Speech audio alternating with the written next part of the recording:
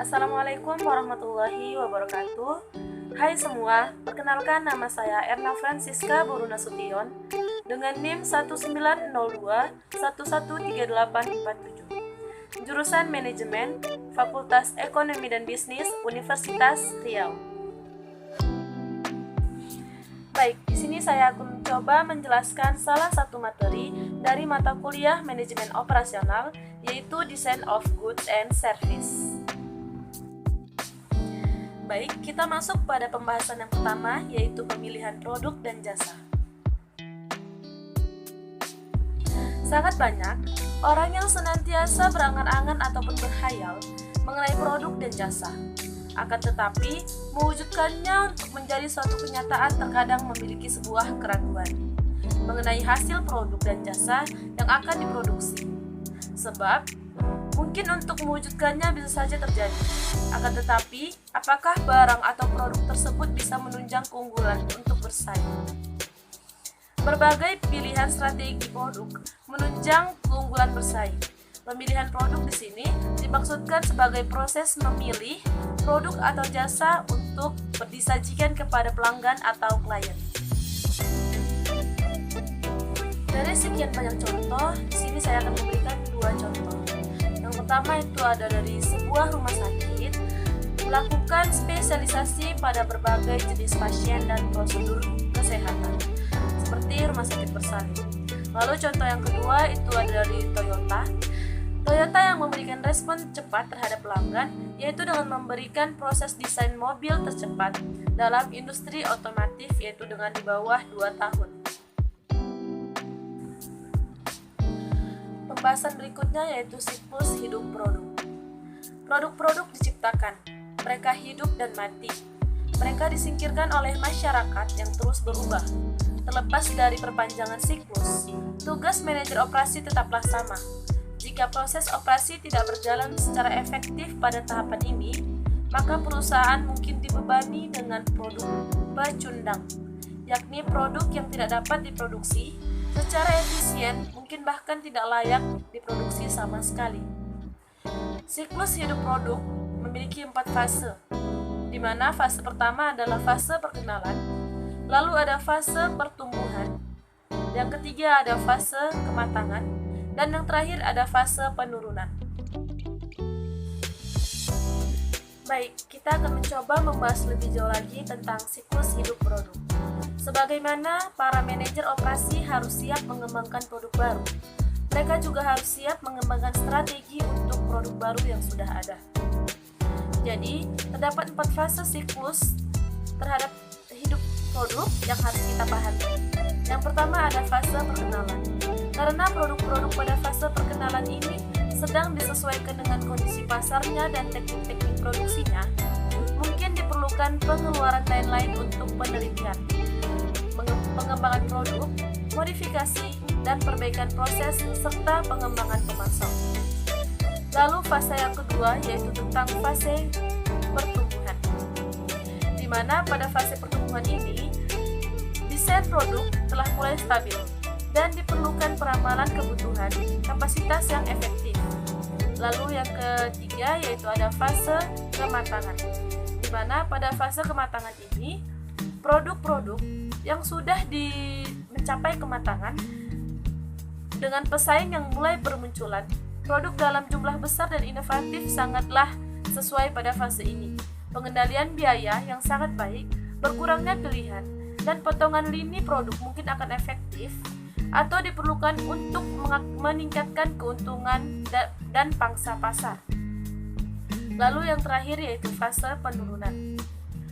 Pada fase penurunan ini mungkin terlihat perlu sedikit kejam pada produk siklus hidupnya mendekati tahap akhir. Produk yang hampir mati biasanya adalah produk yang buruk bagi investasi sumber daya dan kemampuan manajerial. Selanjutnya yaitu menghasilkan produk baru. Produk-produk yang biasanya mungkin saja mati tidak perlu harus dibuang atau digantikan, karena perusahaan dapat menghasilkan produk baru atau ide baru dari para karyawan dan tetap mementingkan keuntungan dari produk-produk baru. Manfaat dan desain yang terus harus menarik perhatian para konsumen nantinya. Teknik untuk menghasilkan ide produk baru adalah brainstorming, yaitu sebuah teknik di mana kelompok orang berbeda saling berbagi ide pada topik tertentu tanpa mengkritik, di mana seperti diskusi terbuka untuk menghasilkan ide-ide kreatif. Selanjutnya yaitu peluang produk baru. Pengembangan produk baru yang agresif mengarahkan organisasi atau perusahaan untuk membangun struktur internal yang membuka komitmen atau berkomunikasi dengan pelanggan, budaya organisasi yang inovatif, penelitian serta pelatihan dan pengembangan yang agresif, serta kepemimpinannya yang kuat. Sebuah perusahaan dapat menghasilkan keuntungan dengan memusatkan perhatian pada 6 hal penting berikut ini. Yang pertama yaitu ada memahami pelanggan. Memahami pelanggan merupakan permasalahan utama dalam mengembangkan produk baru. Banyak produk penting yang biasanya dipikirkan pertama kali, bahkan dibentuk oleh pengguna, bukan oleh produsen.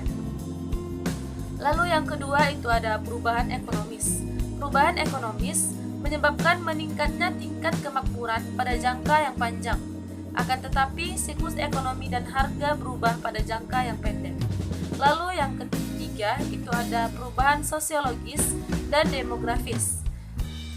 Perubahan ini dapat muncul pada beberapa faktor seperti berkurangnya ukuran keluarga, dan ini merubah preferensi pada ukuran rumah, apartemen, dan mobil. Lalu yang keempat ada perubahan teknologi. Perubahan teknologi yang membuat segalanya mungkin dari telepon genggam hingga iPhone, hingga jantung buatan. Lalu yang kelima ada perubahan politik atau peraturan yang menghasilkan perjanjian, perdagangan yang baru, tarif yang baru, dan juga persyaratan kontrak yang baru dengan pemerintah. Dan ada yang terakhir yaitu ada perubahan lain dapat muncul melalui kebiasaan pasar, standar profesional, pemasok, dan distributor. Manajer operasi harus menyadari adanya faktor-faktor ini dan dapat mengantisipasi perubahan dalam peluang produk. Produk itu sendiri, volume produk, serta bauran produk. Selanjutnya yaitu desain jasa.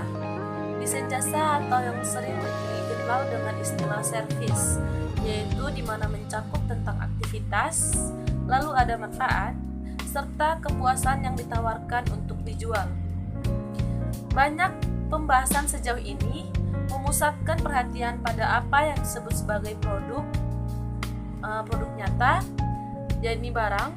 Di sisi lain terdapat juga produk tidak nyata, yaitu jasa yang hanya bisa dirasakan. Merancang produk juga merupakan tantangan karena jasa pada umumnya mempunyai karakteristik yang unik. Satu alasan peningkatan produktivitas dalam jasa begitu rendah adalah karena baik desain maupun pengantaran produk jasa menyertakan adanya interaksi pelanggan. Walaupun demikian, seperti halnya barang, sebagian besar biaya dan kualitas sebuah jasa didefinisikan pada tahap desain. Pendekatan kedua adalah memodulerkan produk sehingga customerisasinya dilaksanakan pada perubahan modul. Strategi ini menjadikan modul dirancang sebagai kesatuan standar yang tetap. Pendekatan ketiga pada desain jasa adalah membagi jasa menjadi bagian-bagian kecil dan mengidentifikasikan bagian-bagigian yang menyebabkan otomatisasi atau pengurangan interaksi dengan pelanggan. Lalu yang terakhir yaitu adalah untuk memfokuskan desain pada apa saja yang disebut moment of truth, di mana hubungan antara penyedia jasa dan pelanggan merupakan sesuatu yang sangat penting. Nah, di sini saya akan mencoba memberi contoh perusahaan produk dan jasa. Kalau dari produk itu ada seperti sepatu, baju, kursi, dan lain-lain. Sedangkan dari jasa itu ada seperti desain taman, lalu ada salon, dan juga kurir pengantar paket. Sekian penjelasan dari saya tentang design of goods and service. Mohon maaf jika terdapat kesalahan. Saya akhiri. Assalamualaikum warahmatullahi wabarakatuh.